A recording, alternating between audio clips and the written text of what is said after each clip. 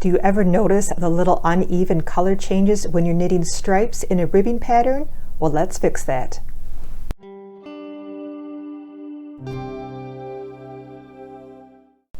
Hello knitting friends, this is Jacqueline from Jack Knits. And have you ever done a ribbing project with stripes in it where you noticed when you changed colors that you got this really weird little color blip on your purl stitches when you are doing that ribbing? It's a little unsightly, right? You see that the secondary color from your row below popping up in your new color row, and that's really not the look that we would like. We would really prefer to have a clean transition from one color to the next without that little blip of color change. So there is a way to fix that, and you end up with a completely seamless color transition where it's nicely smooth. But before I show you how to do that, I'm going to first explain why this happens when you are doing a ribbing or actually anything with a purl stitch. First of all, I'm going to do this on a flat swatch where I'm knitting it flat with straight needles, but the technique that I'm going to show you can be done whether or not you are knitting it flat or with circular needles in the round. The same principle will apply. So let's take a first look at this sample swatch where you are seeing that little funny color blip in between your rows, and I will show you why this occurs. So let's switch colors to our white here, and let's start a new row of ribbing. So we're going to do a couple stitches of knit, and then we're going to do our purl stitches.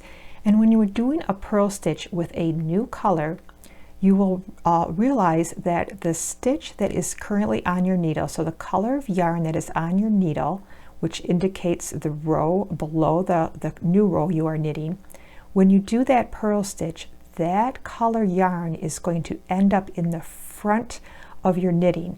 Let's see what I mean by that. So when I bring my yarn to the front and purl this orange stitch with my white stitch, you'll see that that orange yarn falls to the front of my knitting, creating that color to show through when I would really prefer only the white color to be showing through from now on.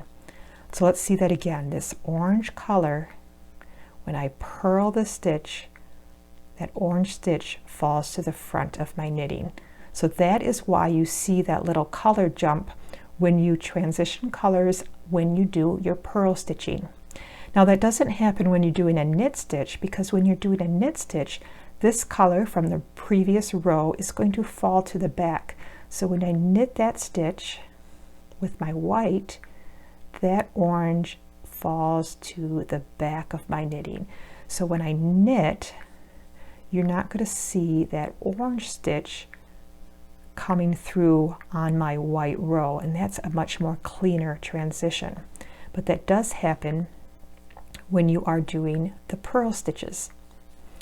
So let me continue finish this row in this fashion where we are seeing that color blip, and then I'm going to show you a different swatch where we can fix that problem.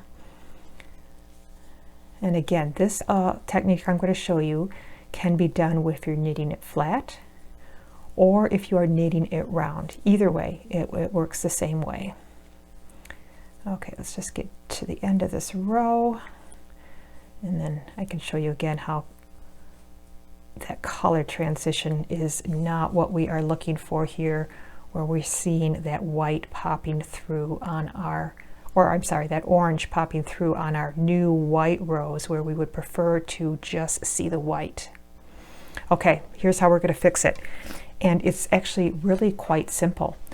On our first row, when we are changing colors, we are not going to do our regular ribbing pattern where we're knitting and purling. We are just going to knit that entire first row of our new color.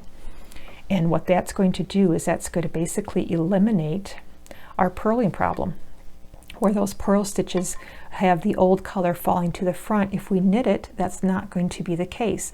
So we're going to start our new color, our purple here, for our ribbing swatch. But for this first row, in the first row of your new color only, you're going to just now not purl these stitches, but knit them. And that's going to allow that old color to fall to the back, and you're not going to see that old color when I'm knitting now with my new color. So now the white color is falling to the back. All you're going to see on this new row is your desired purple color. So you're just going to continue to knit your first row of your new color to the end of the row.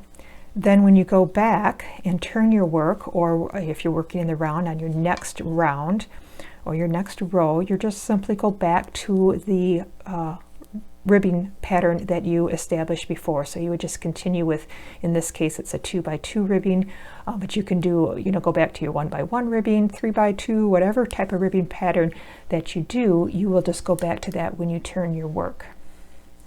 So here you can see, these first stitches are a little loose here.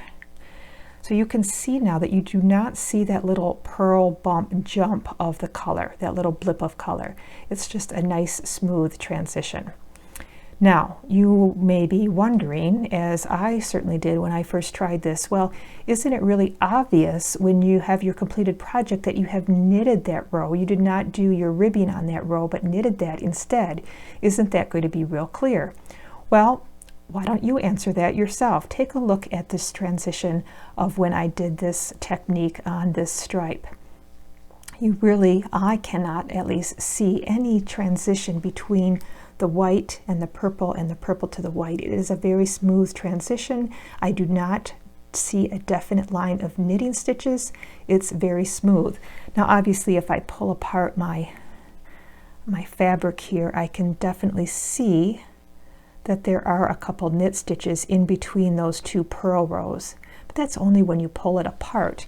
When you lay it nice and flat, you do not see that transition. Okay, so it's a beautiful way to have your stripes look really clean and neat.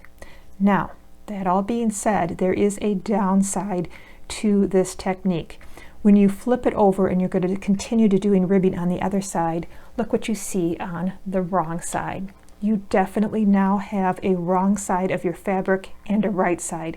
This wrong side now has a pretty dominant row of purl bumps with alternating colors in it. It's very clearly now the wrong side of your fabric. But in most cases when you're doing this, that wrong side is hidden on the inside of your project where it's not going to be visible. So that's not going to be an issue. The only time where it is an issue is if you're working on a project where you can see both sides of your fabric. An example of this would be like a ribbed beanie hat where you wanted your brim to fold over. So when you folded over that brim on the edge of your hat, you're going to see the wrong side of your fabric, and you do not want to see this wrong side when you are doing this technique. So for that type of a project, this would not be a good solution.